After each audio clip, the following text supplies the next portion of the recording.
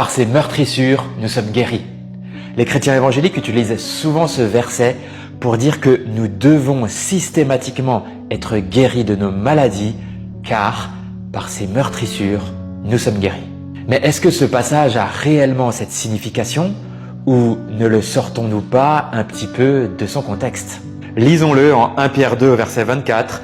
« Lui qui a lui-même porté nos péchés dans son corps à la croix, afin que, libérés du péché, nous vivions pour la justice.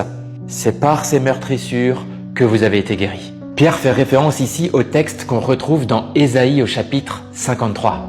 Ce qui est intéressant, c'est que le mot « guérison » utilisé ici peut faire référence à la guérison du corps, mais aussi à la guérison spirituelle. Et d'après le contexte ici, elle a plutôt l'air de faire référence à la guérison spirituelle qu'à la guérison du corps.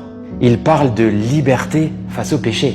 Christ a souffert et est mort afin que nous soyons libres du péché et de la mort.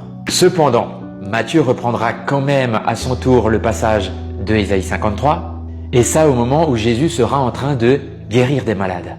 Matthieu 8, versets 16 et 17, « Le soir venu, on emmena vers Jésus de nombreux démoniaques. Il chassa les esprits par sa parole et guérit tous les malades. Ainsi s'accomplit ce que le prophète Ésaïe avait annoncé. Il a pris nos faiblesses et il s'est chargé de nos maladies. » On peut cependant constater que Jésus ne guérissait pas systématiquement tous les malades. À la piscine de Bethesda, il n'a pas guéri tout le monde.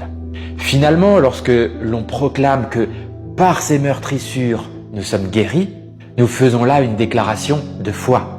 Ces souffrances apportent notre guérison spirituelle, morale et parfois du corps. Soyez bénis.